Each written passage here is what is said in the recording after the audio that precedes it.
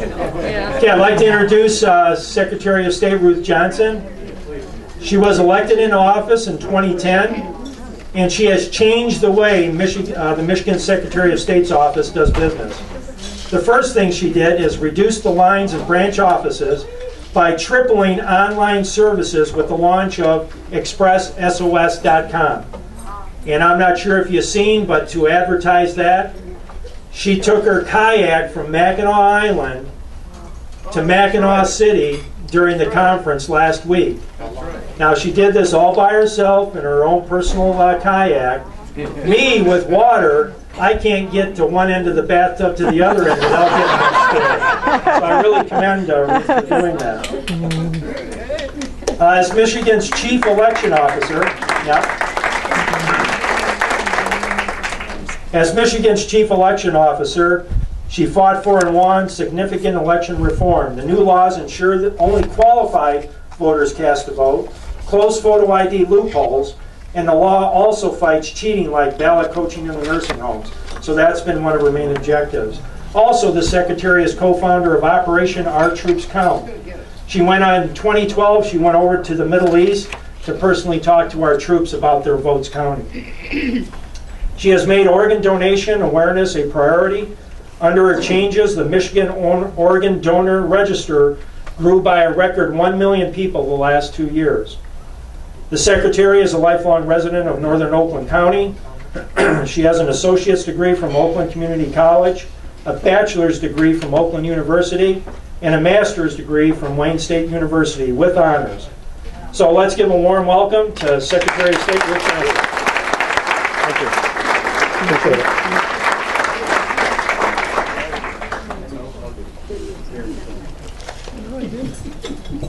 Thank you, Gary. I can't tell you how exciting it is to be here, and I think I say this to every tea party I go to because I ran because of you. I truly did. And I'll tell you why. And that's because I had to take a big pay cut, and it's a lot longer to drive and a lot more work, and I have a 13-year-old at home, and it was a difficult decision. But I decided, after the years that I've spent owning my own business and being a public servant and being elected, that we finally had people that understood democracy is not a spectator sport. Right. So thank you to what you do. I can't tell you how much it means to me, and I said, because there's people that really care and are willing to get out, I'll do it.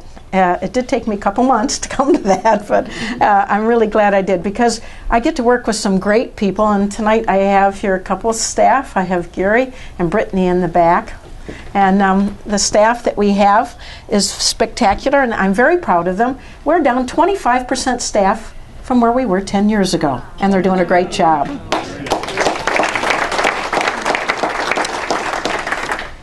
So here's the core principles that I felt, that I knew you felt too. It's what inspired me to run. One citizen, one vote. Holding government accountable to the people it serves. Helping our job providers, staying out of their way mostly. Hard work, sacrifice, and the true American success stories that are sitting right here in this room. And I believe in offering a hand up, but not a hand out.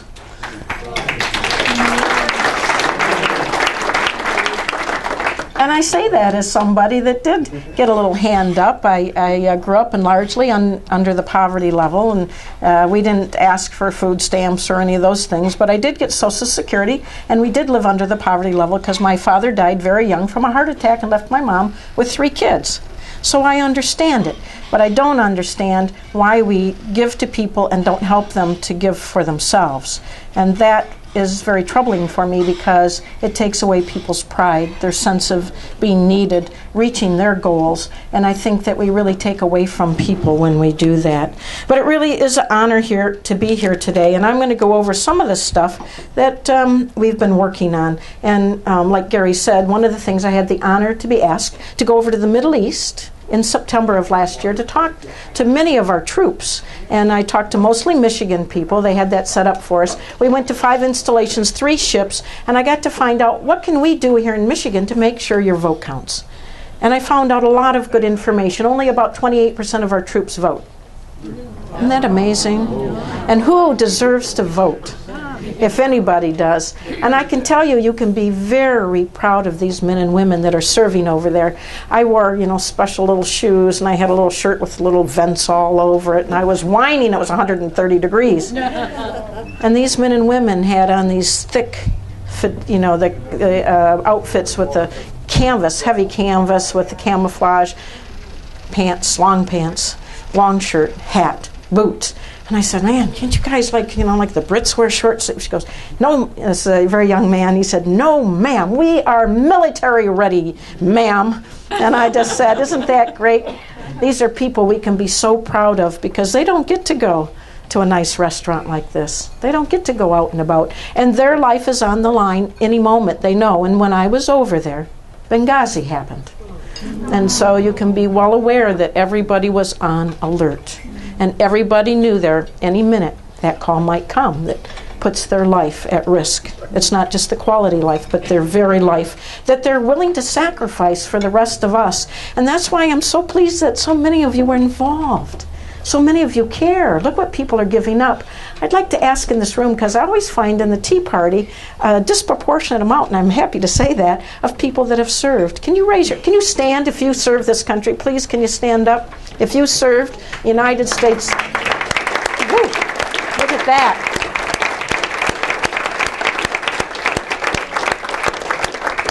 Thank you, and thank you. I know, after being over there, some of the conditions, and I wasn't in the worst. We were supposed to go to Kabul, but that was canceled because that got pretty nasty over there right about the time that we went. But we want to do more for our veterans, more for our troops. In Michigan, we have one of the highest population, I'm very proud to say this, of people that have served this country. 680,000 veterans live in Michigan. But we're one of the worst states in making sure that you know about what you've earned and what you deserve as far as what's available. So we're teaming up with the governor's office just to make sure that people know you've earned and deserved many benefits. And we're going to start putting in a year from now, you're going to start putting your status that you are a veteran on your driver's license if you wish to have that. So that will be helpful. It'll be helpful whether it's a veteran's loan for your home or medical, or my sister who served in the Navy back in the 60s, she said, it was in the 70s, early 70s, she said, oh boy, this is great. I won't have to carry my DD-213, my discharge papers to Joanne Fabrics to get my 10% discount. But I really do hope that if any of you work in any kind of a bank or a store or anything, that you ask for a driver's license. When you see that veteran's designation starting next year, that you take a moment and thank that person. Okay, next. We are working on, and what I've been asked to come here for, something near and dear to my heart, election integrity.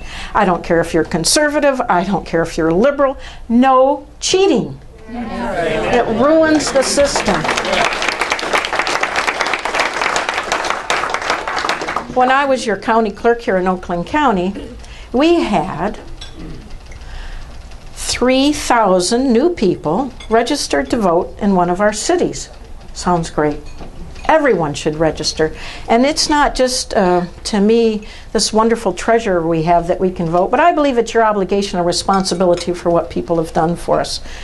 But nevertheless, not everybody does, and it is America, so we want people to register to vote. So we saw 3,000 some sign up in one of the cities who actually lost population. And the city said, we don't have enough resources to look into these names that signed up with a third party. It was with Acorn. And so we had our staff take a look at it. And you know what they found? Less than 50 out of 3,000 were legitimate. Remarkable. Got my attention.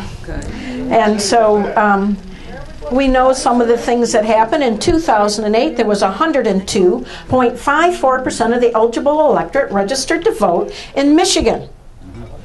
You don't have to be a mathematician. Doesn't add up. 102.54. That was based on a Pew report on the states, which is a nonpartisan organization. So we knew we needed to do something about our qualified voter file. That is where our integrity comes from. So we went to work on that right away. And what we found out was that the clerks didn't always have the staff to take off people that had passed away. And sometimes they passed away in a different town or city with maybe their kids are on vacation or down south to get out of the winter. So we signed a subscription with Social Security Administration, and we got the list of 50,000 people that had died that were still on our voter rolls. We go one by one by one, and we're not finished yet because we're very careful. We wear suspenders and a belt, and we make sure no one's been taken off. By the way, we found 2 live people out of that list. So we do take it seriously, but we're getting the dead people off the registry. That helps a lot.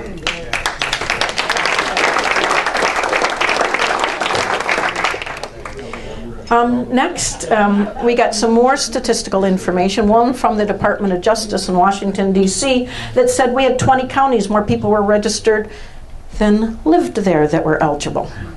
So we've gone to work on that. We also found out that we have people that live in Michigan at one time and now another state, or vice versa, and registered in 2 states. We recently joined the Kansas Project, actually 2 years ago, so it's been run twice. The most recent one, and only a little bit less than half the states have joined. It's free. We found out we have over 300,000 people that show up registered in 2 states. And we found a few people that thought that gave them the opportunity to vote twice. We are sending those to the Attorney General, and we are prosecuting those people.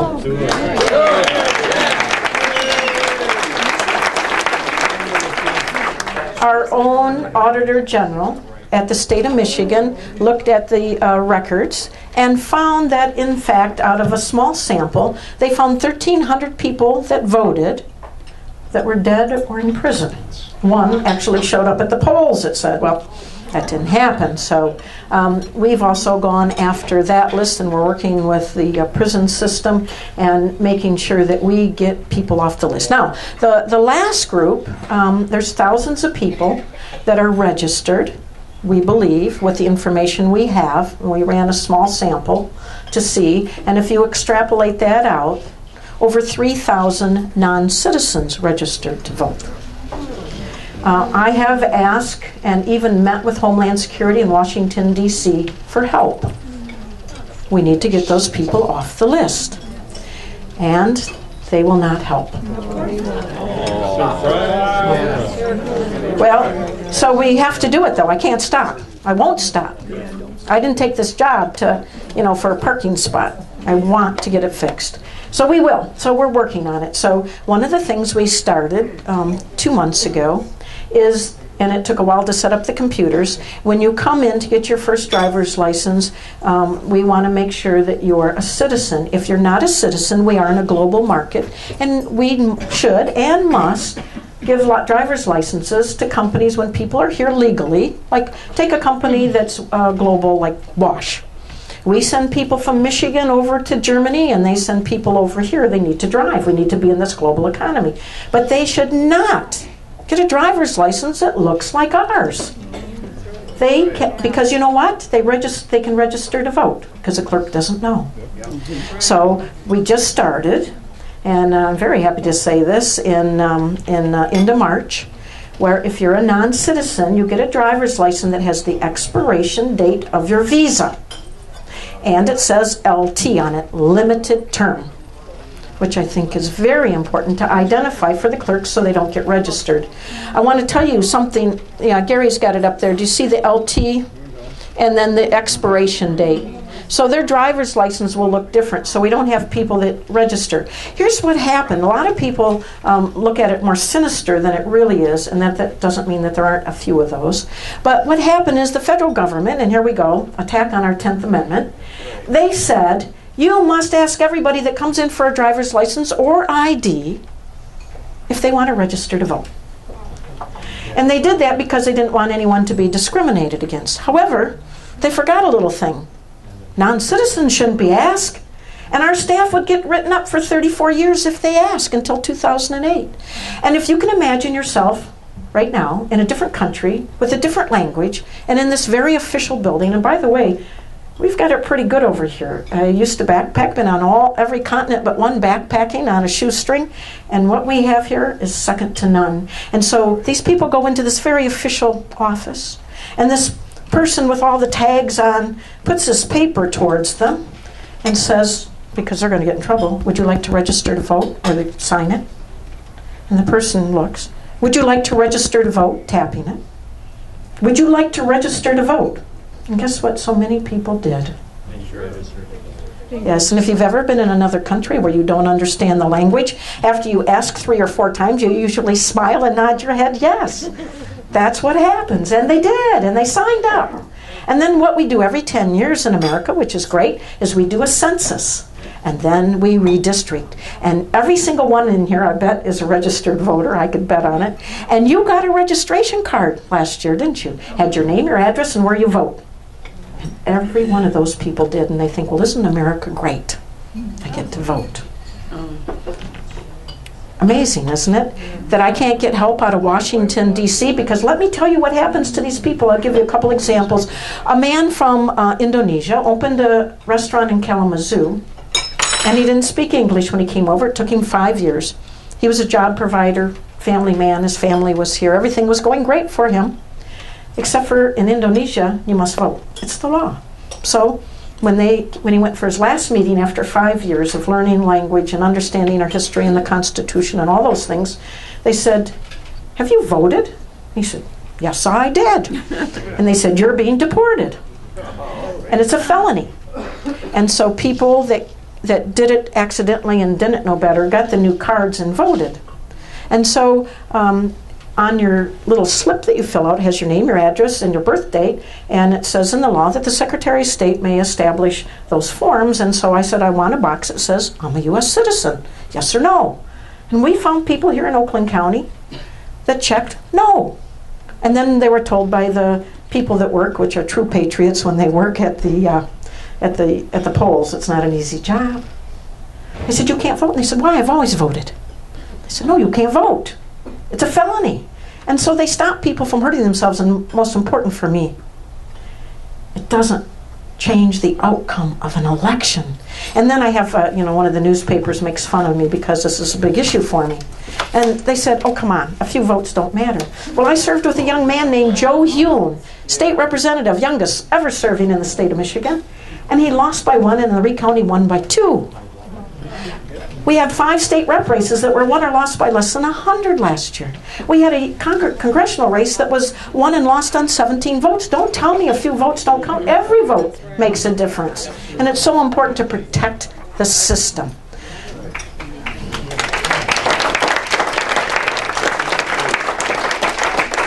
So we're going to continue.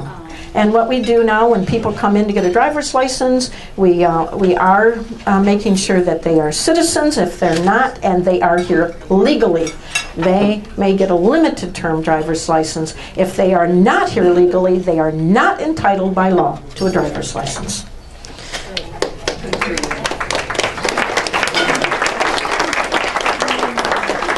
On the ones that are in multiple states, at least 2, that are registered to vote, we're working with Candace Miller. Congressman Miller used to be Secretary of State. She represents Macomb. And she is working on a bill that she thinks she can actually get through. She's in a great position to do that. That says you can only be registered in 1 state. Common sense.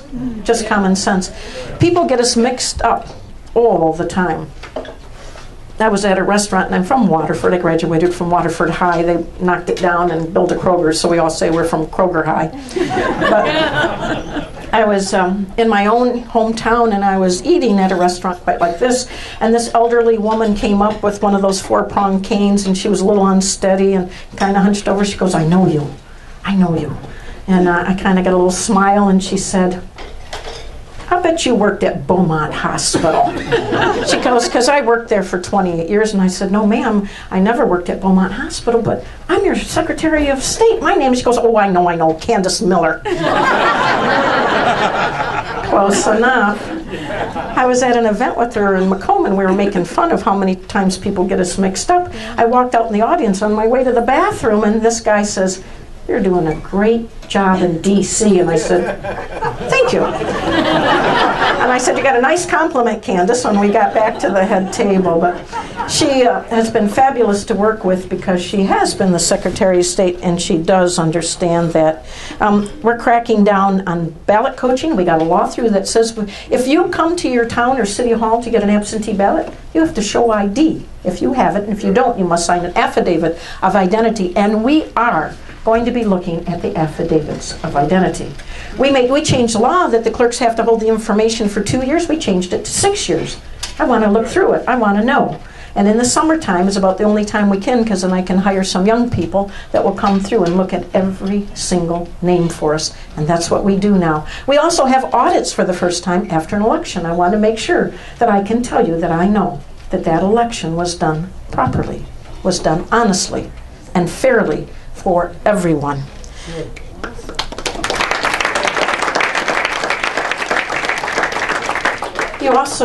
We didn't have any teeth in our campaign laws. We put teeth in them. And now you can possibly forfeit all your money, and it will be a felony when it's over $20,000. You can no longer use your money to defend yourself in a case like we've seen before for criminal acts. That's not what that money's for. So now you can no longer do that. Those are some of the laws that we've gotten through. More transparency. And if you remember when I was the county clerk, I couldn't believe this. A young man called up and he said, "You've sent me a fine because I haven't fulfilled my obligation to get the rest of the information to you on the money that I've collected for my campaign. Problem is, I never signed up to run. I'm in Arizona. I'm a teacher down there." I said, "Wow, something's wrong here." And so we went through. "You signed this, your address is that." He said, "Nope, nope, nope." And if you remember, this was the fake Tea Party. Oh my goodness.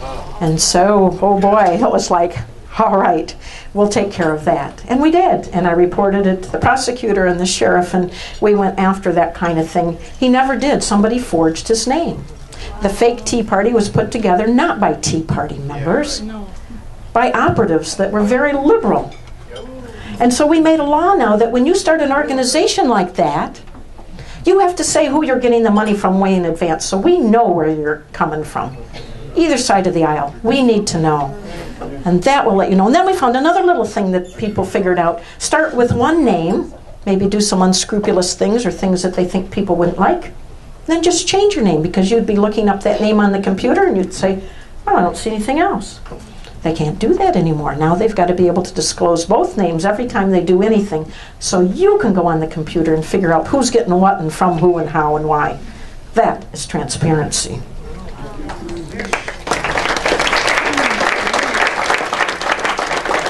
We expanded the use of electronic poll books. One of the reasons that dead people show up is that when people would come in, the poll books were so heavy, they were asked to make them smaller, because it's largely, not always, but we're probably about 70% women, and often it's people that are more experienced in life, and to carry those books was very difficult.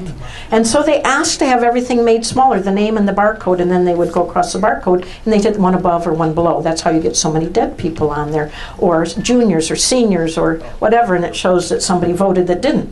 So we've gotten over 80% of the communities, we've expanded that to use electronic poll books. How many of you swiped your driver's license through when you voted this last time? Not very many. Well, we got over 80%, and for the first time ever, we have a DVD that shows the workers. By the way, Michigan's very different. We have 83 counties. Most people have 83 clerks. We have over 3,000. We have local control. Sometimes more difficult, but I like it because they're more accessible, and you can talk to them and you can hold them accountable. And so it's harder to teach so many clerks, 3,000 clerks than 83. And then we have 30,000 poll workers. So we made a DVD of how to conduct elections. So for the first time we had statewide training that's all the same. And the clerks are the one that made that whole thing. They knew what was wrong, what needed to be fixed, and where the problem areas are at. We've got more to go. We've got more online training coming, and many more things that I'd like to do. Now, here's a couple things you're going to find controversial, but before you comment, please listen. As you know, Michigan does not have no reason absentee. But we have a number of reasons you can vote absentee: 60 and over, disabled, in jail awaiting arraignment, not once you've been committed of a felony and serving time. If you're out of town, expect to be out of town, it says, and several others. The problem is there's no "I expect to be out of town" police, right? Anybody can check the box. No one knows. As a matter of fact, we had a small election in an area just south of here a few miles that 84% of the people said that they were eligible to vote absentee. Well, you know, they had a busy life and they just didn't want to come to the polls. We have to do something about that because there's no checks and balances. So what I would like to have is no reason absentee only if the person comes into their town hall, city hall, show your ID. That's the gold standard, is that ID. Show it. And call it no reason absentee, I'm fine with it. You want to go watch your grandkids play soccer, that's fine. But you show your ID. And if you don't have it, we have a safety net in Michigan. It's called an affidavit of identity, and we are running those to make sure that they are legitimate. So no reason absentee is a way to make it convenient, but more secure than we have now. The other thing that I do support is for people to be able to register to vote online only if it's secure. We can make it far more secure than Acorn going to Pontiac and having 3,000 people sign up and have 50 of them good. We can do that now. We can run it through the system. We can make sure it's good. And that's the only way I would support it. You would have to use your driver's license or your state ID to be able to even do that online with the system that we have. More convenient, but more secure. I believe that we can do these two things and all make our elections more secure and also more convenient for honest people. And that's what my goal is. Security, security, convenience, convenience for people that are honest. And that's the two ways to do that. So I'm working on that right now, plus real-time reporting. If it's over $1,000, I think you deserve to know right away who gives me or anyone else more than $1,000. Not to wait. What we have right now is a 1 year, 1 day short of 1 year. It's too long to wait to find out. We would have reporting during non-election years. And we also bought a system at the state that we can share with the local communities. You know, you can get online, and we have the one in Oakland County that you can look to. But how do you know about your school board members? How do you know about your township officials, your city officials? Anybody that gets money. You should be able to find out who, what, when, and where without having to go to that particular municipality. So we'll have that system set up, and then it will be all of our job to get people to use that free system, that they will vote in those town halls and city halls to say, yes, we are going to use that system and get that information to the state so they can make it all public. More financial reporting for ballot question committees, more electronic voting, and anybody right now that spends $20,000 has to use electronic. We want it to be $5,000. More accountability. $5,000, a lot of money. Again, you deserve to know electronically.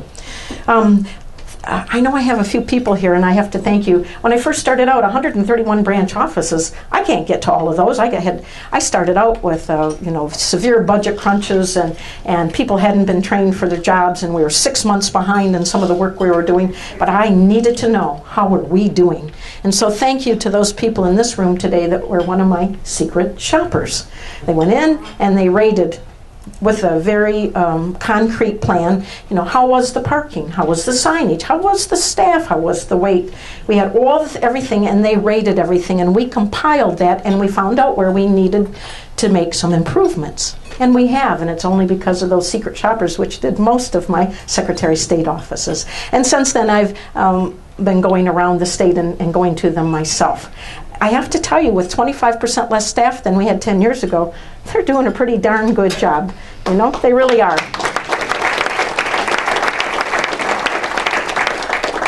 I'm very, very proud of them. And one of the things, and that is why I took my kayak from Mackinac Island to Mackinac City. I still feel like I'm going like this a little bit at night.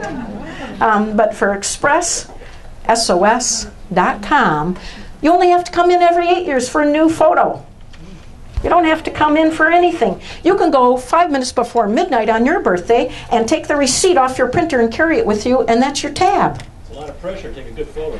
I think that's so lucky. And most of them will take a second picture if you think you look like a prison guard and don't want to. But anyway, Express SOS, you can get a lost title, you can get your driver's license every other time, you can get lost registration for boaters here, you can get your boat license, just about anything you would come in for. And not only is it convenient for you, you don't have to drive, park, walk, wait, and then go back home. You do it right from your computer. But here's what it does for the state. Here's what it does for the staff, down 25%. When you populate those fields, you're doing half of our work. Thank you very much. And so that's why I'm able now to get the lines down. We had 3.5-hour waits when I came. Too much. Horrible. But we have got almost 3 million people that have used this now. And that's why people are saying, I didn't wait very long. Great, thank you. But how about you using ExpressSOS.com, I tell them. And as I get the word out, it's working better and better. We have kiosks. Has anybody used a kiosk here? Which is where you can go in the secretary, 1, 2, 3, 4, 5. You go in and it's like an ATM and you can get your tabs. That's one way to do it, but I thought, geez, wouldn't it be great if you go to get bread, milk, maybe a fishing pole, and your tabs all at the same time? So we've partnered with a Michigan store, Meijer, in 2 places, both in southeast Michigan and on the west side. And we have them right at the Meijer store, so you can get them all at one time to see how that works, so that we can partner with the private sector to make it easier for you. And we're watching that, and it's growing. It started out slow because nobody knew about it, but as we get the word out, we're finding people really like it. And if that works well, then we'll add it to other places too. One of the things that is near and dear to my heart, I've always been on the organ donor registry, but I guess I didn't know how important it is. We have 3,100 people on the waiting list in Michigan right now, some of them waiting for a call that never happens. And I've met people. I met a grandma who's helping raise her grandsons, very active, cute boys. Their mother waited for the call that never came. And I've met little kids that get new hearts and they're running around, and one, his name is Johnny, and he can tell you every player in professional baseball, and he can even tell you how much they weigh and what their batting average if they're a Tiger. We have so many people, whether they're babies, children, moms, dads, grandparents. We have so many people that are waiting. So we changed how we do business, and we ask you when you come in, we don't push you, would you like to be on the organ donor registry? Well, I found out there's some myths out there, and one of them is that you're too old. So, and that had kind of an exclamation and underline for me, because my mom's 86, and I said, Mom, this has really become a passion. I've met all these people waiting, people that have survived, and donor families. And I said, would you consider it? She said, no, there's nothing I got anybody'd want. But our oldest donors were 101 and 103, and so please keep it in mind, you're not too old, and you can always get on the organ donor registry. Michigan was 6th from the worst when I came in. We're moving up quickly. We could fill up Ford Field with how many people have taken that courageous step and signed up. In the last 2 years, we could fill up the Ford Field 15 times in Michigan. All you have to do is ask. If you do want to, stop in at one of our branch offices or go on ExpressSOS.com, and you can sign up there, and we'll send you a little piece of tape with a heart on it. If you don't have a heart on your driver's license, you're not on it. So think about it. It's a great way. One person can save the lives of 8 people and increase the quality of life for 50 more. And we did have a young man from Troy that saved the lives of 7 people after he was involved in a very terrible accident merely by falling asleep at the wheel and crossed over 5 lanes and hit a truck. But his mother and father made a very tough decision, and she says she finds some solace in knowing that that he lives on in so many people and that he would want that. And then last but not least, we're continuing to try to cut as much as we can. I know you can't say, I'll go to Meijer or Kmart or Sears or another store. When it's government services, you don't have a choice. And so it's our responsibility to make things better, easier, faster, and lower cost. And I will continue to do that. And also, I would continue to encourage you, if you have ideas, please let me know. I get the best ideas. The Secret Shoppers had so many great ideas we put in place. We put together a group of people for organ donation. What can we do? I don't have any money. I'm broke. And they came up with 2 pages of ideas. And so what really the best ideas don't come in Lansing. They come with the real people in this state, the people that use the services. So thank you so much, so much, for being part of an organization that wants to hold government accountable. Thank you for taking your time out of your day when you could be watching TV with your family or doing some hobby or some kind of recreation. But you're here not just for you.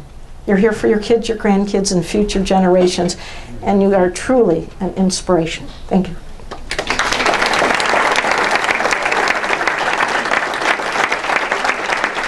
Thank you. Do you want me to take any questions, Gary?